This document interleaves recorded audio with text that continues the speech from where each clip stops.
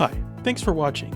In this video, we'll be giving an overview of how to use core commissions by showing the data being imported, how it gets imported, and how to check the reporting and outputs within core.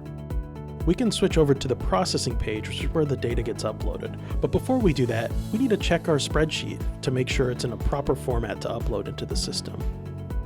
The proper format is simple.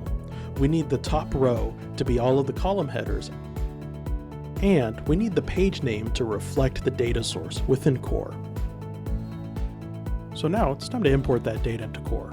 To do so, find the corresponding row with the data source you want to upload to, open the file import wizard, and drop that file here.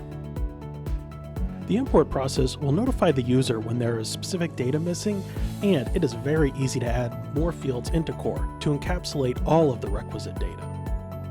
Now, let's run the commission cycle and check the reports to verify the data has been properly processed.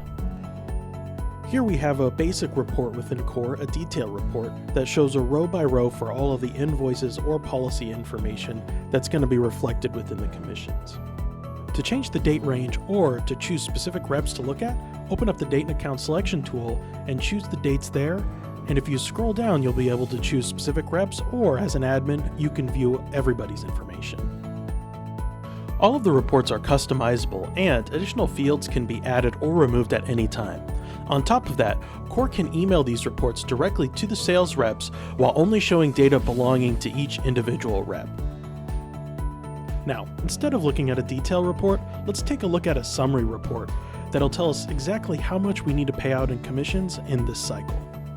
Once again, if we wanted to go over a quarter to date, a year to date, or just change the date fields, we can do that and generate the data to show all of the commissions for everybody. For a more detailed video on how to use core, check out some of our training videos. Otherwise, thanks for watching.